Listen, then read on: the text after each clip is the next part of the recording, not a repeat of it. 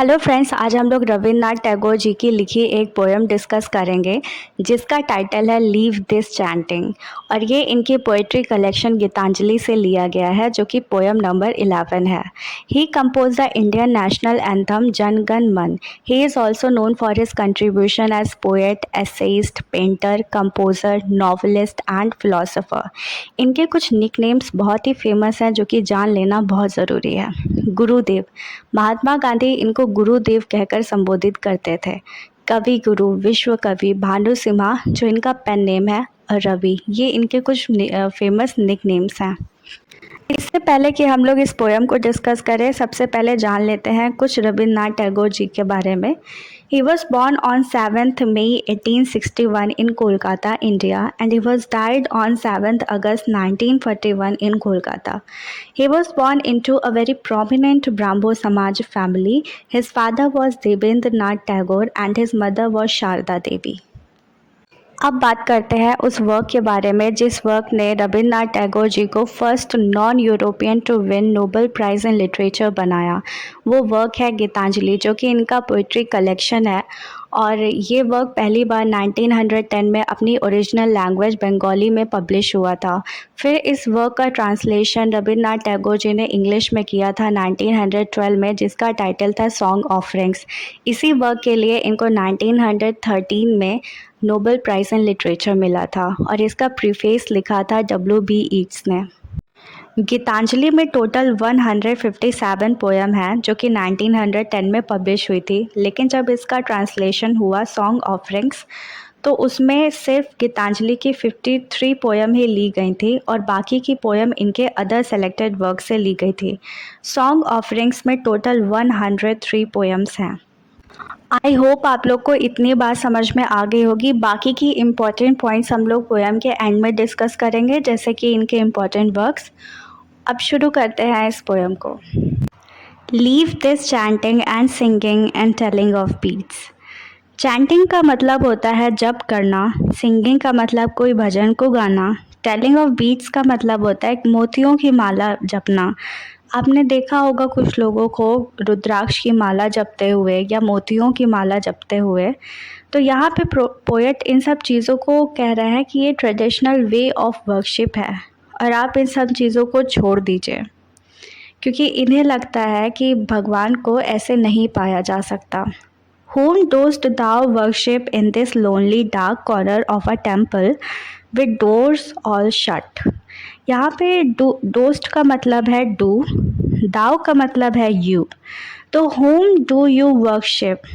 आप किसकी पूजा कर रहे हैं? In this lonely dark corner of a temple with doors all shut. ये अकेले अंधेरे और मंदिर के एक कोने में जहाँ के सारे दरवाजे बंद हैं, वहाँ पर आप किसकी वर्शिप कर रहे हैं? तो पोएट कहना ये चाहते हैं कि ये ट्रू वर्शिप नहीं है, ये सच्ची भक्ति नहीं है। आप इस तरह से भगवान को नहीं पा सकते हैं। Open thine eyes and see thy God is not before thee. Thine का मतलब योर, thy का मतलब भी योर और thee का मतलब you. Open your eyes and see your God is not before you. तो अपनी आँखें खोलो और देखो जो तुम्हारे भगवान हैं वो तुम्हारे सामने नहीं हैं। God is not present in front of you. He is there where the tiller is tilling the hard ground. Tiller का मतलब किसान है और टिलिंग का मतलब होता है खेत जोतना। तो वो ये कह रहे हैं कि जो भगवान है वो कॉमन पीपल के साथ हैं, उन लोगों के साथ हैं जो कड़ी मेहनत कर रहे हैं। जैसे कि किसान को देखिए वो कितनी हार्ड ग्राउंड को जोत रहा है। God is there with the common people who are working hard to live their life. And where the path maker is breaking stone. और वहाँ पर हैं जहाँ जो पाथ मेकर हैं, जो रास्ता बनाने वाले लोग हैं, वो स्टोन्स को तोड़ रहे हैं।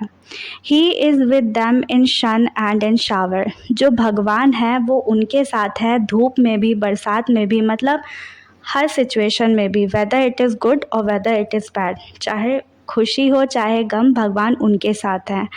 And his garment is covered with dust. और उनके जो गारमेंट्स हैं वो धूल से सने हुए हैं।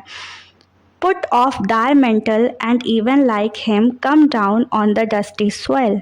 मेंटल का मतलब होता है कोई ट्रेडिशनल क्लोथ्स, उन्हें छोड़ दो, इन ट्रेडिशनल क्लोथ्स को छोड़ दो और डस्टी सॉइल और उन्हीं के साथ डस्टी सॉइल में आ जाओ।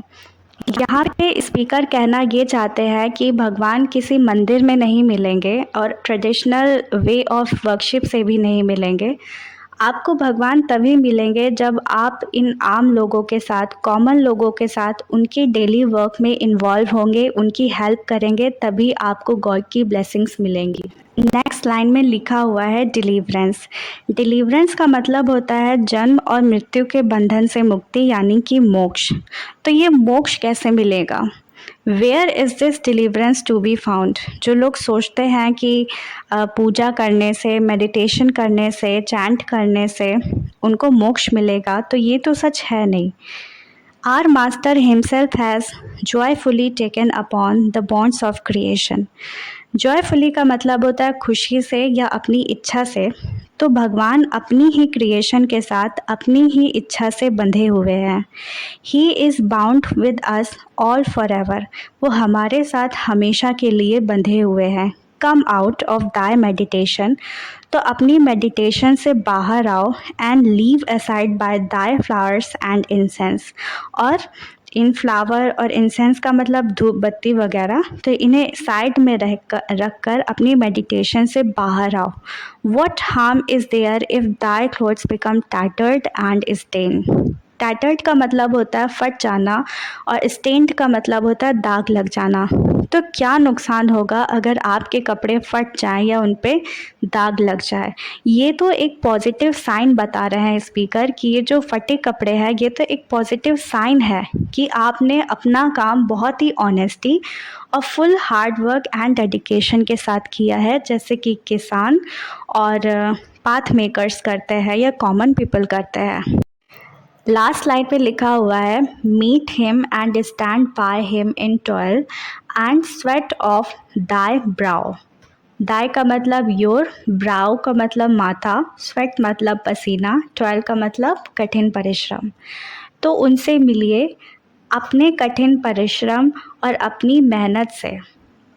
स्वेट ऑफ दाई ब्राउ का मतलब होता है किसी चीज़ को अपनी मेहनत और परिश्रम से पाना। तो यहाँ पे स्पीकर का कहने का मतलब ये है कि आप अपनी मेहनत, कड़ी परिश्रम से ही भगवान को पा सकते हैं, ना कि मेडिटेशन करने से, चैंटिंग करने से, सिंगिंग करने से। आप से भगवान को अपनी मेहनत से ही पा सकते हो। सो ये पोएम यहीं पर ख़त्म होती है। मैंने इंपॉर्टेंट वर्क्स लिख दिए हैं, आप पढ़ लीजिएगा। गीतांजलि जो इनका पोइट्री कलेक्शन, ये तो बहुत ही फेमस है। और जो इन्होंने ड्रामा लिखा है उनमें से डाकघर द पोस्ट ऑफिस इसका ट्रांसलेशन है, इंग्लिश ट्रांसलेशन, और ये पब्लिश हुआ था 1912 में, ये कभी मत भूलिएगा। और इनका जो ड्रामा है गोरा, ये भी बहुत फेमस है, और इसका जो इंग्लिश ट्रांसलेशन है वो है फेयर फेस्ड, और जो कि पब्लिश हुआ था 1910 में। आई होप आप लोग को इतना समझ में आ गया होगा। और रविन्द्रनाथ टैगोर की और भी पोएम्स हम लोग किसी नेक्स्ट वीडियो में डिस्कस करेंगे। और if you are going to give your examination after watching this video, I will like to wish you a good luck.